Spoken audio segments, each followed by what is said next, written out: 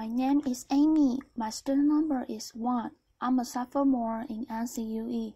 The title of the speech is How to Get Better at the Things You Care About.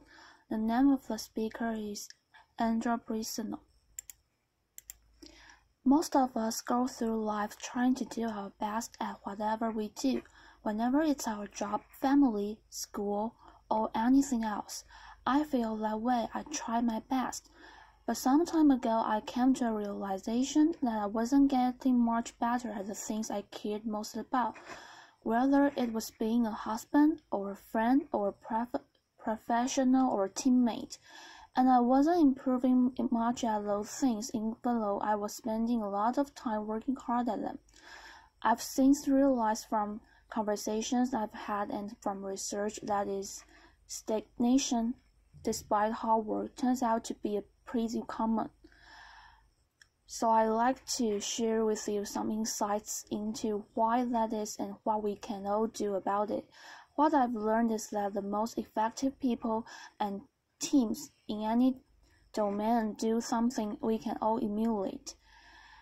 They can go through life deliberately alternating between two zones, the learning zone and the performance zone. The learning zone is when our goal is to improve, then we do activities designed for improvement, concentrating on what we haven't mastered yet, which means we have to expect to make mistakes knowing that we will learn from them.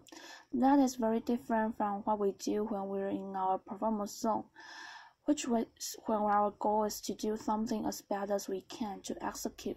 Then we concentrate on what we have already mastered and we try to minimize mistakes.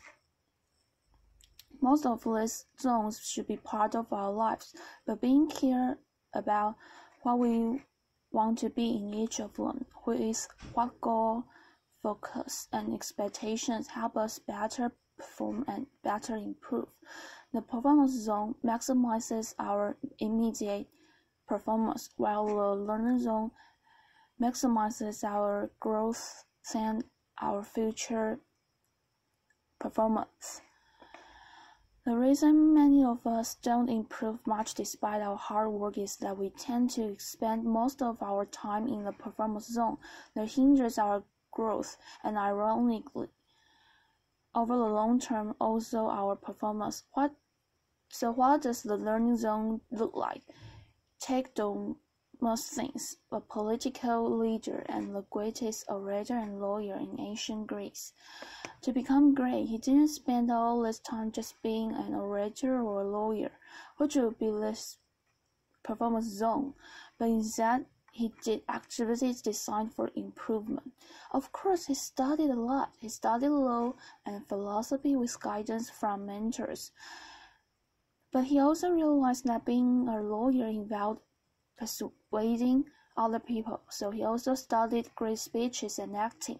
To get rid of an odd habit he had of involuntary lifting his shoulder, he practiced his speeches in front of a mirror, and he suspended a sword from the ceiling so that if he raised his shoulder, it would hurt. After, to speak more clearly despite the lift, he went through his speeches with stones in his mouth.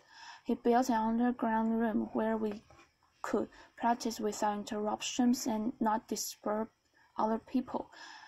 And since courts at the time were very noisy, he also practiced by the ocean, projecting his voice above the roar of the waves. His activities in the learning zone were very different from his activities in court.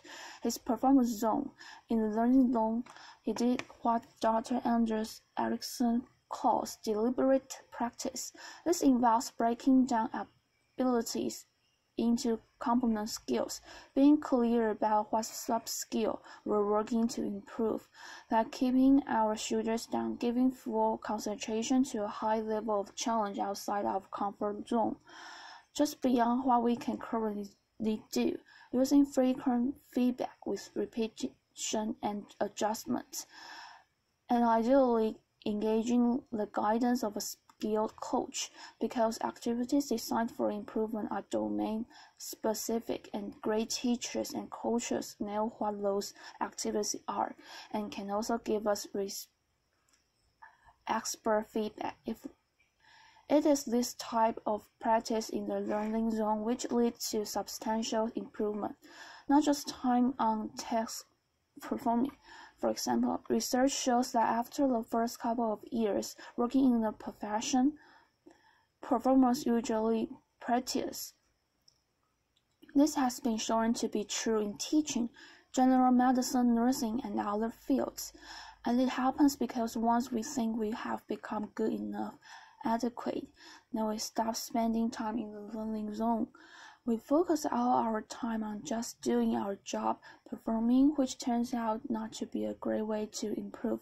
But the people who continue to spend time in the learning zone do continue to always improve. The best salespeople at least once a week do activities with the goal of improvement.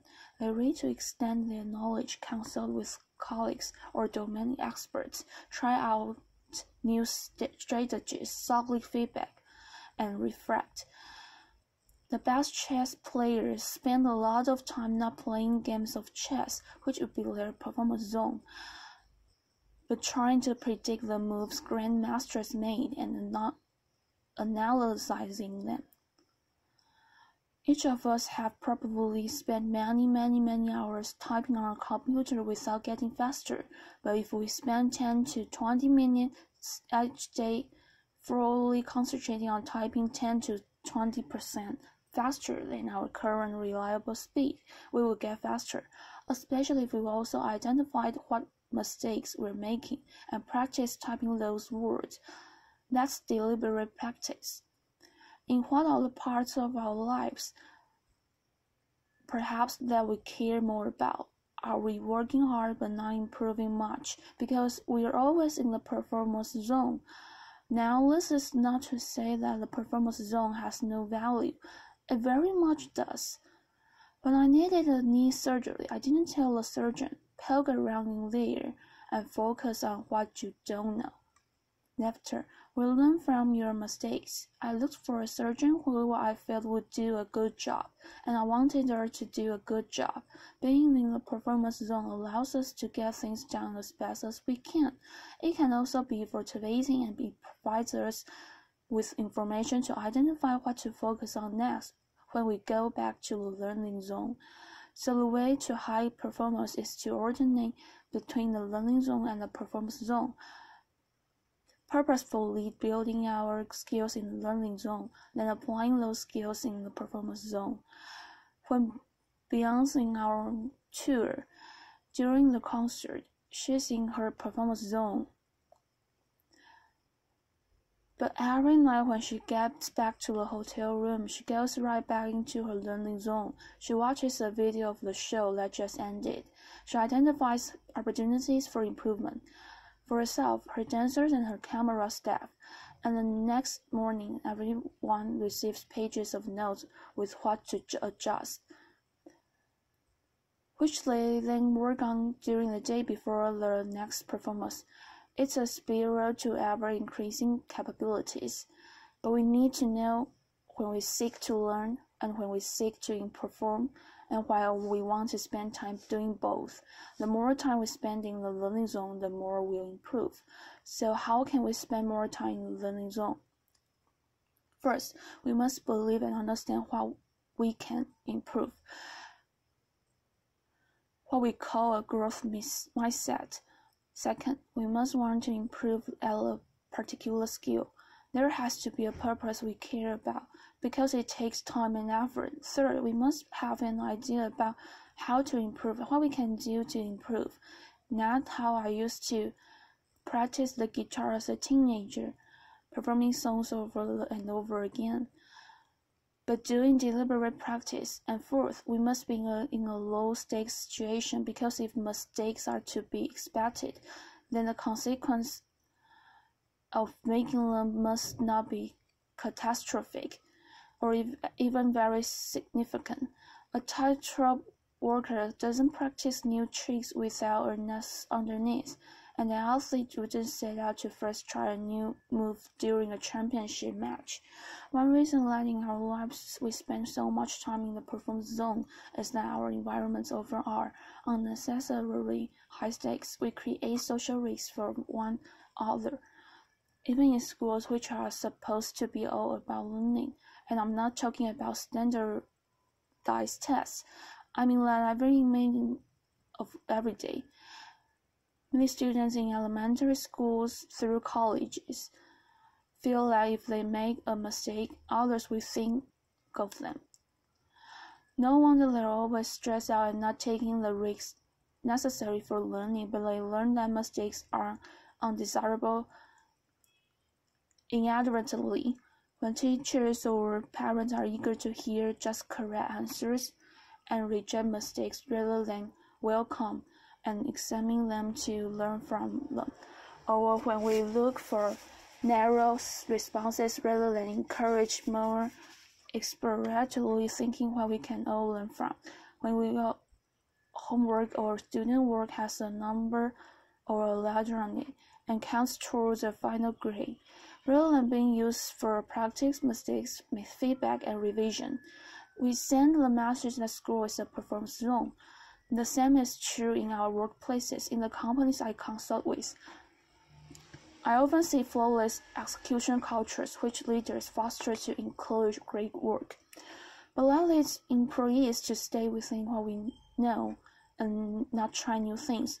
So companies struggle to innovate and improve, and they fall behind. We can create more spaces for growth by starting conversations with one another about what we want to be in each zone. What do we want to get better at now?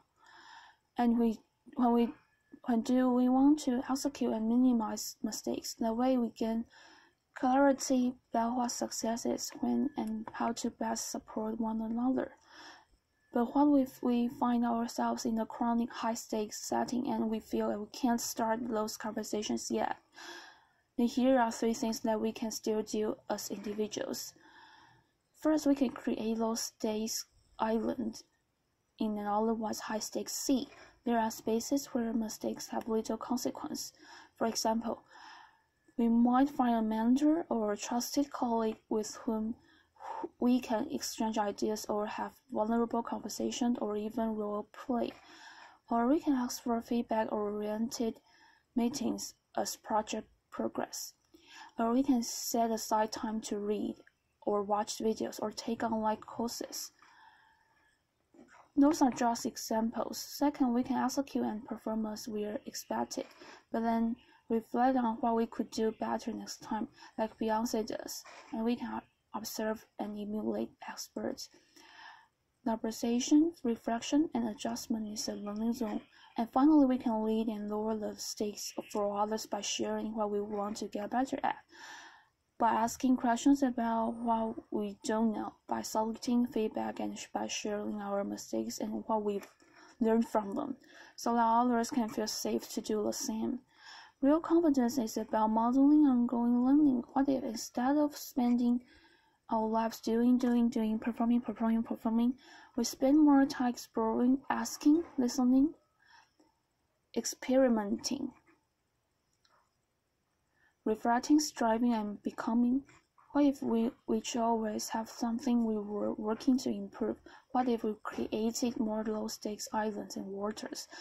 And what if we got clear within ourselves and with our teammates about what we seek to learn and when we seek to perform, so that our efforts can become more consequential or our improvement never-ending and our best even better? Thank you.